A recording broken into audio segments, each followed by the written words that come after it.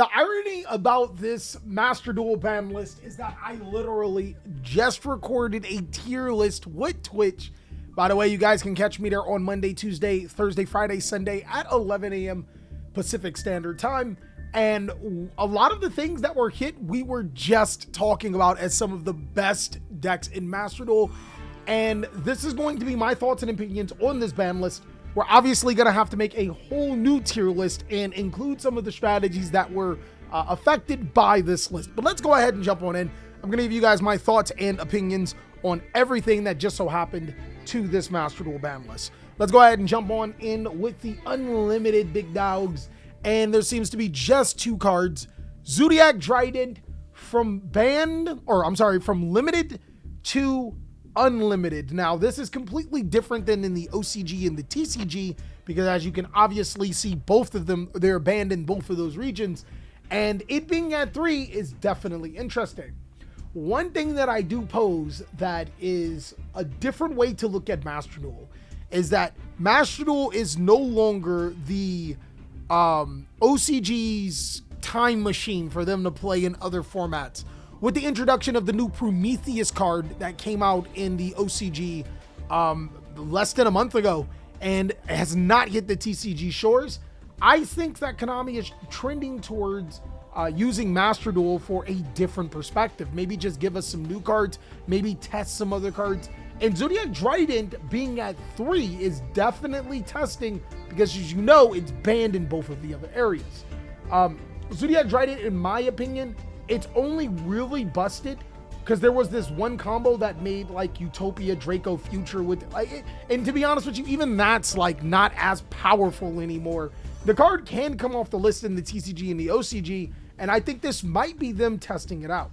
I think overall this is a boost for Zodiac strategies, and it being a generic card, I don't think is as good. In both the TCG and OCG, we got a card called SP Little Knight that kind of does Zodiac Trident, but a little bit better, but with way less effort. So I definitely think it is a card that can come off the list in the TCG or in the paper cards, and possibly should be looked at, and this may be their testing ground.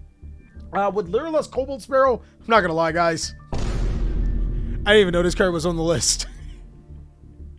Hey, yo, look, Tri-Brigade Lyrilusc is a deck that I don't think many players remember.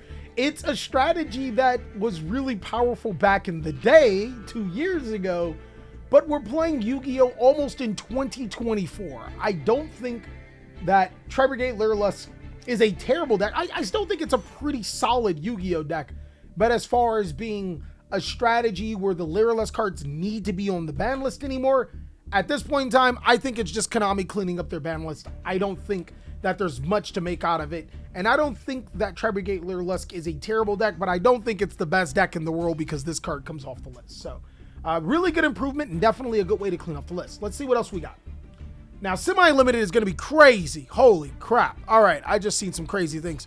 We got Signet Mining to 2, Tempest to 2, Desires to 2. Konami, what are you doing? What are you doing, my boy? You're hitting all of the consistency cards, and then I guess you're testing again. I want to talk about Tempest first, because it kind of falls in the same line as Zodiac Trident. This card has been at 1 in both the paper Yu-Gi-Oh! For so long. Like most Yu-Gi-Oh! Strategies, like most players don't even know the terrors of the Dragon Ruler cards, guys. And to be honest with you, seeing that the Dragon Rulers are about 10 years old, they may not be terrible. They may not be the world-wielding cards that they once were. But I will say this. Tempest Dragon Ruler to Storms to 2 is the equivalent of Tempest Dragon Ruler Storms to 3. If it wasn't doing anything at 1, it's probably not going to do anything at 2 or 3. It is a card that seems fairly powerful, being able to add a dragon both times, but with the most complemented attributes being fire, light, and dark, I don't think there's enough support to even consider making Tempest a busted card. Definitely something that's helpful to wind or dragon decks. Maybe we might see a little bit of armed dragon running around, but I don't think it's going to be a game-breaking card. But for the other kids on this semi-limited, Konami is really going after consistency pieces. which I'm not sure what to think about that. I want you guys to let me know. What do you think about Konami actually hitting consistency pieces of strategies rather than strategies in general?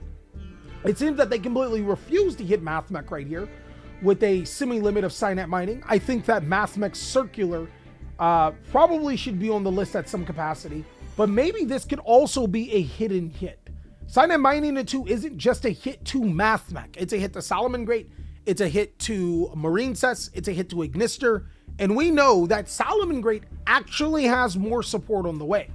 It could also be potentially that maybe Marine Cess has more support on the way, or maybe even another cyber strategy has more support on the way.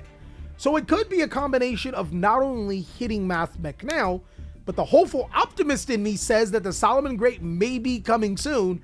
And 2 of the cards that Solomon Great really play are Pot of Desires and Signet Mining. So hey, it might be copium, it might be something.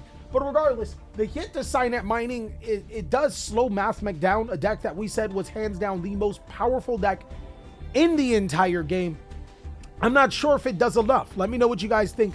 What do you think should be hit on this ban list for Mathmech? Pot of Desires kind of just falls in line with the other great Pot of cards, Pot of Extravagance and Pot of Prosperity being on this forbidden list to some capacity. I think personally that those cards, I mean, they're pretty good Yu-Gi-Oh cards. In the TCG, Pot of Prosperity is a card that we've been advocating to be for one for a very long time, but understandable that it's not. It's a card that can be problematic because it allows you to dig deeper into cards. And that's pretty much all of these cards on the list.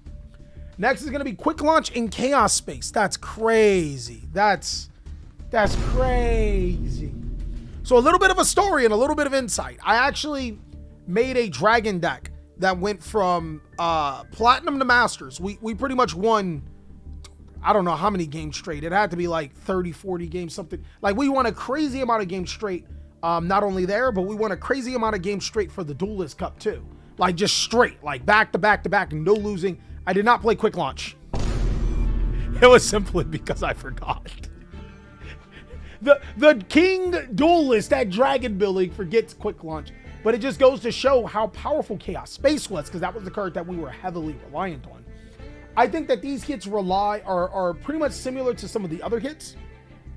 Dragons do get support, not direct support, but they do get support in the upcoming formats. And to be honest, Chaos Space is actually at 1 in the TCG, and the deck is still fairly powerful. I think personally that these will be hits that will slow dragons down just a little bit, but won't necessarily kill the deck or do anything to harm the deck. It's still going to be really, really powerful. I don't agree with these hits, but that could be my dragon bias. More hits to come. Holy crap. God, Konami, what is up with you and semi-limited? God damn. There are more cards that were hit on this semi-limited list than there are cards in the semi-limited portion of the TCG list in totality. So they put more cards. Wow, that's crazy. They've hit more cards here than there are on the list. Curly to 2, Pearly Delicious Memory to Stovey Torby to 2. I think we can say that these are preemptive hits. We know that Pearly and Labyrinth still get more support coming up. There's Arius the Labyrinth Butler, which was thought to be a dud, but the card's actually cracked. And Pearly gets their strongest card called E-Pearly. It's basically the black cat in its evolutionary form. Espeon, as one would say. I don't know. Umbreon, my apology, whatever it is, all right? But those cards are really powerful for the deck. And just to give you guys, a little bit of foresight, Pearly in the TCG actually has Delicious Memory to 1. And it's still one of the better decks inside of the entire game. So I think that these hits are going to be preemptive to Pearly rather than, proactive. And we may be getting some new support. But even if we don't get new support, I think that this hit is actually tremendous until we get the new support. We've never had a Pearly monster hit. And it's really weird to see Pearly on the list at semi-limited. Stovey Torby, there's no way this isn't preemptive. I can expect Arius the Labyrinth Butler to come very soon. Even if it doesn't, Labyrinth is still in the exact same spot. Stovey Torby to 2 doesn't change enough for the deck to be considered a rank higher or a rank lower. Moving on, guys, the cards to be limited is going to be Runic Fountain and Mathmech Diameter. Runic players in shambles right now. Losing Runic Fountain into 1 actually could be catastrophic, guys. This is actually pretty huge, because now if your Runic Fountain gets banished, pack it up, game over. That makes it a strategy that's a lot less desirable to play. I would have to say that. I think that decks like Runic for Hire are heavily impacted by this. This, alongside of the previous sprite hits, may be a little bit too much for decks like that to be able to handle. But genuinely, only time will tell. Will players shy away from Runic because of Runic Fountain to 1, or will they continue to play Runic? That I am not sure. I think that that's actually the biggest hit on the Forbidden List. And lastly is Mathmech Diameter to 1. Huh? So I'm not like, I don't know how to feel about this. Mathmech Diameter is not the problem, obviously. Mathmech Circular is the card that we wanted hit. Okay, but maybe... God damn it. You know, to be honest, I think the deck only needs 1 Mathmech Diameter to be able to play. But hey, hold on. Time out.